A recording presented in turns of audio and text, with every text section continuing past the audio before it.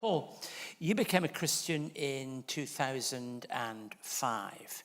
That's the year I came here, so I know exactly how long ago that is. Tell me what it was that lit a flame or did something in your life that enabled you to trust Christ. I think if I have to come down to it, God is pursuing us all of our life, isn't it? So what happened was that I went to uni, and a person from international congregation invited me for the Easter service. That was in April. Mm-hmm. And from April to July, things just happened. But I remember particularly on the 3rd of July 2005, I just feel this prompting that I should come back and just sit somewhere there next to the camera. And somehow, at that time, it was Pastor Barry was preaching. And that was the first time that I felt the gospel was so real. And from that day, I put my hand up to accept the gospel and accept to follow Jesus. Now, there is a sense in which from those earliest days until now, you felt a sense of call too. It's not just been that you trust in Jesus as your Saviour. You felt a call. Tell us about that. Well, definitely when God calls us to himself, he also shows us his heart, and his heart is for the world. And I definitely feel a call to bring the gospel to the end of the earth. But I realize that that is the main thing, that we need to be utterly concerned about people's eternity. But yet, in our neighbors, we definitely see there is a need to heal emotion brokenness. Any friends that you have, any neighbors that you talk to, if you talk for more than 5 minutes and being genuine about it, they share about their brokenness and their struggles. And lastly, I just want to mention is that I've been really kind of blessed that God kind of like lead me to nursing.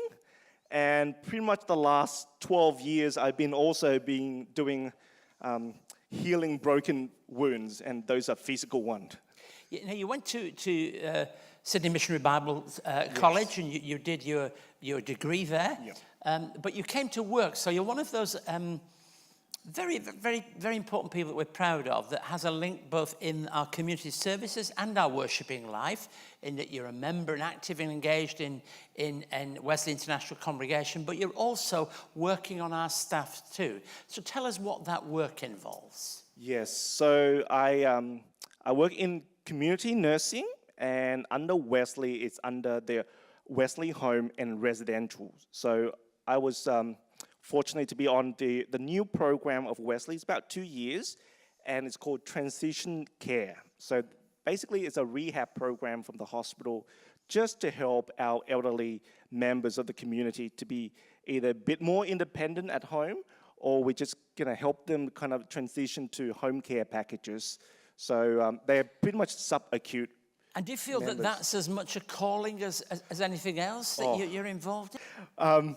Definitely. I think we cannot take away from the significance of little moments, isn't it? Like I couldn't be more kind of blessed or joyful, or actually the work in the community is actually, I was saying to my work colleague and to my managers, like, this is probably the best job ever.